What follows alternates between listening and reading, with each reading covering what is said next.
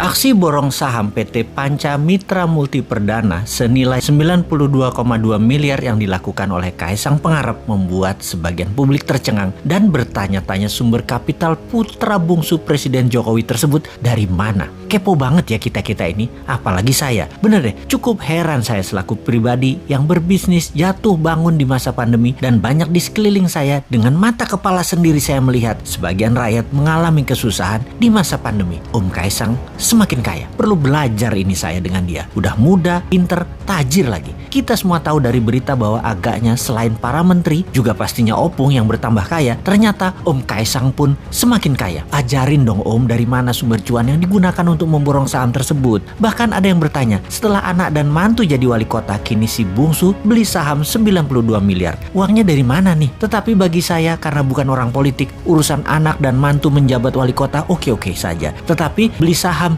92 miliar, ngeces juga gua. Strategi bisnisnya pinter nih Om Kaisang dengan memborong saham PT Panca Mitra Multi Perdana, sebuah perusahaan yang memproduksi makanan beku berbasis udang. Total saham yang dibeli Om Kaisang Pangarep yakni sekitar 188,24 juta lembar saham atau sekitar 8% dari total keseluruhan saham yang ditempatkan di perseroan atau senilai 92,2 miliar. Kaisang membeli saham PT Panca Mitra Multi Perdana melalui perusahaan miliknya PT Harapan Bangsa Kita atau yang lebih dikenal dengan GK Hebat. Oke lah, selamat buat Om Kaisang yang dengan pintar memutar uangnya di banyak bidang. Mudah-mudahan pemodal yang memodali bukan mereka yang cari selamat dari kejaran hukum karena membakar hutang ya. Sekali lagi, kita ingin kepastian aja. Yang modali usaha Om Kaisang janganlah merupakan siasat perusahaan pembakar hutan untuk lolos dari jeratan hukum. Jangan ya Om. Oke lah, sekali lagi, Om sudah besar, sudah dewasa. Ayahmu presiden tak tercela dan tak ternoda. Dicintai 65% rakyat dalam 2 kali pilpres. Nama besar ayahanda jangan sampai tercoreng libido punya uang lebih dengan mudah. Sejarah panjang di Indonesia anak presiden yang berkiprah macam-macam